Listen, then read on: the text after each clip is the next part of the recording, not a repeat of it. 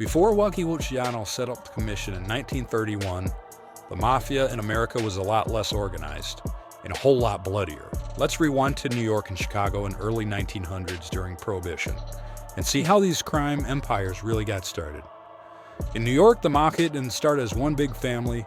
It was more like a patchwork of games. Sicilians in Harlem, Neapolitans in Brooklyn, everyone fighting for scrap. First real boss was Mr. Morello, also known as the Clutch Hand. His crew, with help from guys like Bupo the Wolf, ran extortion and counterfeiting rings. We're talking about the classic black hand letters, skulls, daggers, and promises of death if you didn't pay up. Fast forward into Prohibition, and suddenly alcohol became the jackpot. Guys like Joe the Boss Massera and Salvatore Maranzano turned bootlegging into a business empire, but instead of working together, they go to war. That war, Castellammarese War, killed dozens and showed just how chaotic the mafia was without rules. By the end of it, Maranzano tried to declare himself capo di tutti capi, the boss of all bosses, but Lucky Luciano had other plans. He had Maranzano wagged inside of the five family structures. That's the turning point, moving from chaos to something like a corporation of crime. Chicago's story is a little different. Instead of five families, they had one big syndicate,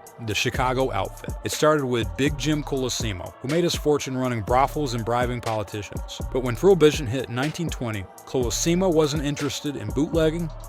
Johnny Torero had him taken out, problem solved. Torero was the brains, he saw alcohol as the future and built the outfit like a business.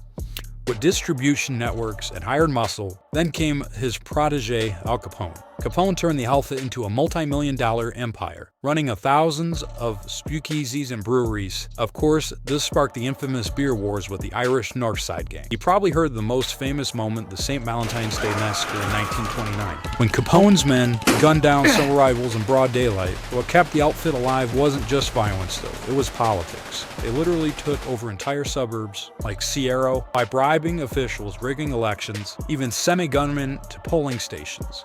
The outfit was ruthless, but also deeply connected, which made it almost untouchable. So before the commission, the mafia was basically a battlefield. New York was a mess of rival families stabbing each other in the back. And Chicago was one giant outfit mowing down anyone in their way.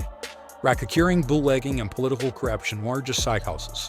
They were the foundation, and when Luciano finally set up the commission in 1931, it was all about putting an end to the chaos and running organized crime like a business. Remember, the mafia didn't start with rules, it started with blood.